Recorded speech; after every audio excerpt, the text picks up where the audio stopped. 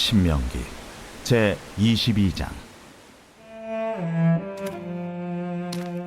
내 형제의 소나 양이 길 잃은 것을 보거든 못 본 채 하지 말고 너는 반드시 그것들을 끌어다가 내 형제에게 돌릴 것이요, 내 형제가 내게서 멀거나 또는 내가 그를 알지 못하거든 그 짐승을 내 집으로 끌고 가서 내 형제가 찾기까지 내게 두었다가 그에게 돌려줄지니, 낙이라도 그리하고 의복이라도 그리하고 형제가 잃어버린 어떤 것이든지 내가 얻거든 다 그리하고 못 본 채 하지 말 것이며, 내 형제의 낙이나 소가 길에 넘어진 것을 보거든 못 본 채 하지 말고 너는 반드시 형제를 도와 그것들을 일으킬지니라. 여자는 남자의 의복을 입지 말 것이요, 남자는 여자의 의복을 입지 말 것이라. 이같이 하는 자는 내 하나님 여호와께 가증한 자이니라. 길을 가다가 나무에나 땅에 있는 새의 보금자리에 새 새끼나 알이 있고 어미새가 그의 새끼나 알을 품은 것을 보거든 그 어미새와 새끼를 아울러 취하지 말고 어미는 반드시 놓아줄 것이요, 새끼는 취하여도 되나니 그리하면 내가 복을 누리고 장수하리라. 네가 새 집을 지을 때에 지붕에 난간을 만들어 사람이 떨어지지 않게 하라. 그 피가 네 집에 돌아갈까 하노라. 네 포도원에 두 종자를 섞어 뿌리지 말라. 그리하면 네가 뿌린 씨의 열매와 포도원의 수산을 다 빼앗길까 하노라. 너는 소와 나귀를 결의하여 갈지 말며 양털과 배실로 섞어 짠 것을 입지 말지니라. 너희는 너희가 입는 겉옷에 네 귀에 술을 만들지니라. 할렐루야. 사랑하는 열린문교회 성도 여러분, 오늘도 주님이 주시는 참 평안 가운데 단잠 주무셨습니까? 4월 5일 금요일 하나님께서 허락하신 귀한 하루가 시작되었습니다.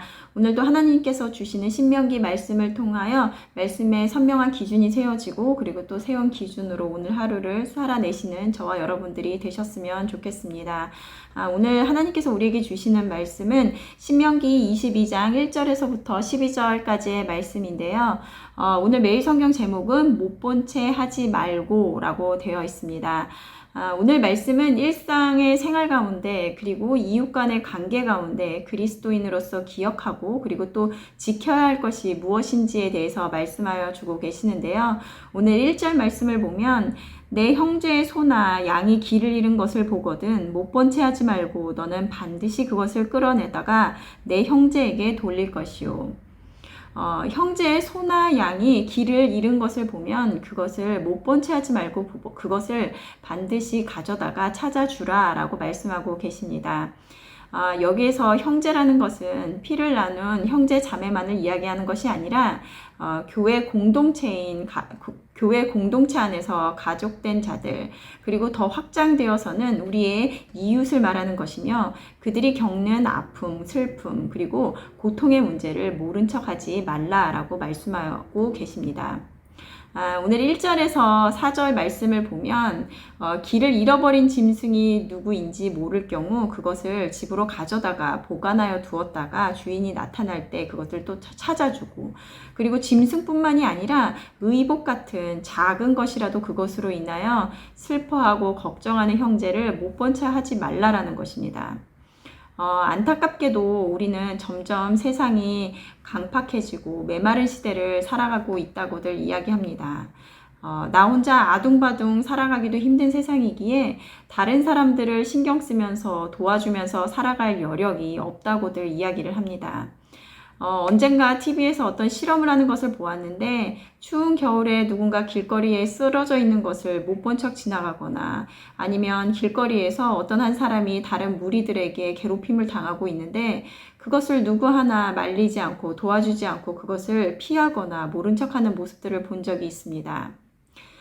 내일도 바쁜데 괜히 끼어들었다가 시간적인 손해 또 금전적인 손해가 돌아갈 것이기에 모른 척하고 지나가는 것이 낫다라고 하는 생각들이 만연해지고 있는 것이 안타까운 현실인 것 같습니다. 이러한 세상의 사고들이 교회인 우리들에게도 스며들어 교회 안에서도 서로에 대해서 잘 알려고 하지 않으며 또 혹은 어떠한 어려움 가운데 있는지 알면서도 모른 척하거나 그것이 나와는 무관한 것 같이 느끼는 사람들이 많다라는 것입니다. 하지만 하나님께서는 우리를 교회 공동체로 부르심은 각각의 개인으로 존재하는 것이 아닌 그리스도의 몸의 지체로 부르셨으며 그 교회를 통하여 하나님의 일을 이루고자 하셨다라는 것입니다. 이것은 가령 손을 다치거나 다리를 다쳐 우리가 고통 가운데 있을 때 신체의 다른 부분들이 고통을 못 느끼지 않는 것과 같이 교회인 공동체 가운데 누군가가 힘들어하고 그리고 어려운 가운데 있다면 교회 모두가 그 고통을 함께 느끼고 아파하는 것이 당연하다라는 것입니다. 왜냐하면 교회는 연결된 하나의 그리스도의 몸이기 때문입니다. 그러기에 교회 안에서 먼저 하나됨과 서로를 위한 사랑이 기반되어 있지 않으면 세상 속에 나아가 그리스도의 복음을, 사랑을 전하는 것은 불가능하다라는 것입니다. 우리가 잘 알다시피 야고보서 2장에서는 행함이 없는 믿음에 대해서 말씀하고 계시는데요. 만일 어떤 사람이 믿음이 있노라고 하면서 형제자매가 헐벗고 일용할 양식이 없는데 그들에게 평안히 가라, 덥게 하라, 배부르게 하라 라고 말만 하고 몸에 쓸 것을 주지 않는다면 그것이 무슨 유익이 있냐고 말씀하시며 그와 같이 행함이 없는 믿음은 그 자체가 죽은 믿음이다 라고 말씀하고 계십니다. 우리가 주위를 돌아보면 많은 어려움 가운데 계신 성도님들이 계십니다. 경제적인 문제, 그리고 질병의 문제, 그리고 마음의 고통의 문제이든 어려움 가운데 계신 분들이 있는데요. 우리는 잘 알고 있을 것입니다. 그러한 어려움 가운데 있을 때 그 문제를 해결해 줄 만한 어떠한 커다란 도움이 아니더라도 그것을 모른 척하지 않고 찾아와서 따뜻한 말을 건네며 힘내라는 말과 함께 전한 커피 한 잔 아니면 식사 한 끼가 그들을 일으켜주는 큰 힘이 된다라는 것을 우리는 잘 알고 있습니다. 저는 저희 교회가 정말 좋은 교회라는 것을 확신을 하는데요. 성경에서 말한 이러한 말씀들이 열매를 맺는 교회이기 때문입니다. 교회에 차가 없는 청년들이 집을 이사를 한다고 하면 집을 구하는 것부터 알아봐주고 그리고 이삿짐을 날라주고 또 누군가가 아프다는 소식을 들으면 음식도 해서 가져다 주고 도울 만한 일이 있는지 없는지 물어보고 챙겨주는 모습들을 보면서 내 일처럼 생각하고 돕는 가족 공동체에 참 감사하다라는 생각을 했습니다. 오늘 하나님께서는 너희 이웃이 마음의 어려움이든 육체적인 어려움이든 경제적인 어려움이든 어떠한 고통 가운데 있다면 그것을 못 본 척하지 말고 반드시 형제를 도우라 라고 말씀하고 계십니다. 하나님을 사랑하는 자들은 그 이웃을 사랑할 수밖에 없음을 우리는 잘 알고 있습니다. 이 사랑이라는 것은 계산적이거나 조건적인 사랑이 아니라 예수 그리스도께서 우리에게 보여주신 아가페 사랑이기에 그 사랑을 받은 자들은 그와 같은 사랑을 베풀 수밖에 없다라는 것입니다. 우리 셀원 중에 아니면 내 이웃 중에 누군가가 어려움을 겪고 있다면 오늘의 말씀의 제목처럼 못 본 채 하지 말고 내가 할 수 있는 것이 무엇인지 고민하고 그리고 작은 것이라도 실천할 수 있는 오늘 하루가 되셨으면 좋겠습니다. 함께 기도하시겠습니다.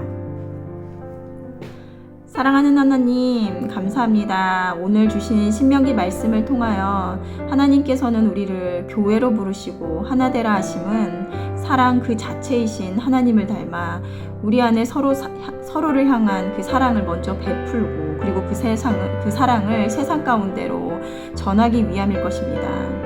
하지만 점점 강팍해지는 세상 가운데서 교회인 우리마저도 서로에게 무관심하며 또 나의 유익만을 구하는 것에 관심을 둔 것은 아닌지 이 시간 되돌아봅니다.